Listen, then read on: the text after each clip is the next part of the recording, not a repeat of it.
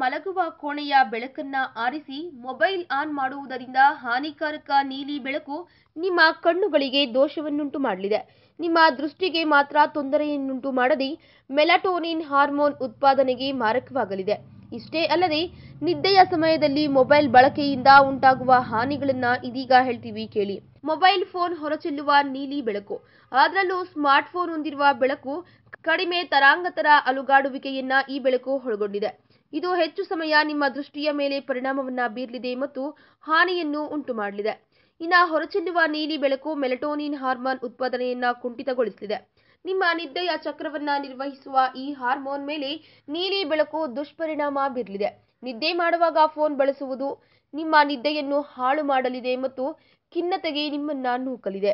ಇನ್ನು mobile phone ಹೊರಬಿಡುವ ನೀಲಿ ಬೆಳಕು ನಿದ್ದೆಗೆ ಹಾನಿಯನ್ನುಂಟು ಮಾಡಲಿದೆ ಮತ್ತು ಈ ಹಾರ್ಮೋನ್ ಉತ್ತಮ ಉತ್ಕಣ ನೋಡಿ ಕ್ಯಾನ್ಸರ್ ವಿರುದ್ಧ ಹೋರಾಡುವ ಸಾಮರ್ಥ್ಯವನ್ನ ಹೊಂದಿದೆ. ಅದರಲ್ಲೂ ಸ್ತನ ಮತ್ತು ಜನನೇಂದ್ರಿಯ ಕ್ಯಾನ್ಸರ್ ವಿರುದ್ಧ ಸಹ ಇದು ಹೋರಾಡಲಿದೆ. ನಿಮ್ಮ ನಿದ್ರೆಗೆ ಭಂಗವಾದಂತೆ ನೀವು ಮೊಬೈಲ್ನ ನೀಲಿ ಬೆಳಕಿಗೆ ಹೆಚ್ಚು ಪ್ರಭಾವಕ್ಕೆ ಒಳಗಾಗುತ್ತೀರಾ.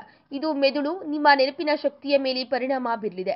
ವ್ಯಕ್ತಿಯು ನಿದ್ರಾಹೀನತೆಗೆ ಒಳಗಾದಂತೆ ದೇಹದ ಚಯಾಪಚಯ ಶಕ್ತಿಯ ಮೇಲೆ ಇದು ಪರಿಣಾಮವನ್ನ ಬೀರಲಿದೆ ಮತ್ತು ಮೆದುಳಿಗೆ ಹಾನಿಯನ್ನುಂಟು ಮಾಡಲಿದೆ.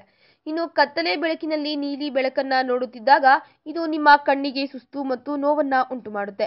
ನೀವು ದೀರ್ಘ ಸಮಯದಿಂದ ಈ ರೀತಿ ತೊಂದರೆಗೆ ಒಳಗಾಗಿದ್ರೆ ನೀವು ದೃಷ್ಟಿಯನ್ನು ಕಳೆದುಕೊಳ್ಳುವ ಸಂಭವ ಇರುತ್ತೆ.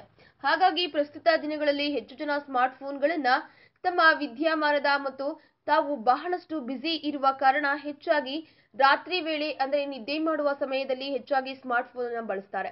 ಆದರೆ ಇನ್ನು ಮುಂದೆಯಾದರೂ ಸಹ ನೀವು ಹೆಚ್ಚಾಗಿ ಸ್ಮಾರ್ಟ್ ಫೋನ್ ಅನ್ನ ಮಲಗುವ ವೇಳೆ ಬಳಸದೆ ನಿಮ್ಮ ಆರೋಗ್ಯವನ್ನ ಉತ್ತಮಪಡಿಸಿಕೊಳ್ಳಿ. ಈ ವಿಡಿಯೋ ಬಗ್ಗೆ ನಿಮ್ಮ ಅನಿಸಿಕೆ ಹಾಗೂ ಅಭಿಪ್ರಾಯಗಳನ್ನು ನಮ್ಮ ಕಮೆಂಟ್ ಬಾಕ್ಸ್ ನಲ್ಲಿ ತಿಳಿಸಿ. ಈ ವಿಡಿಯೋನ ಲೈಕ್ ಮಾಡಿ, ಶೇರ್ ಮಾಡಿ ಹಾಗೂ ಮತ್ತಷ್ಟು ಆಹ್ಲಾದಕರ ಮತ್ತು ಆರೋಗ್ಯಕರ ಸುದ್ದಿಗಳಿಗಾಗಿ ನಮ್ಮ ಯೂಟ್ಯೂಬ್ ಚಾನೆಲ್ ಅನ್ನ ತಪ್ಪದೇ ಸಬ್ಸ್ಕ್ರೈಬ್ ಮಾಡಿ.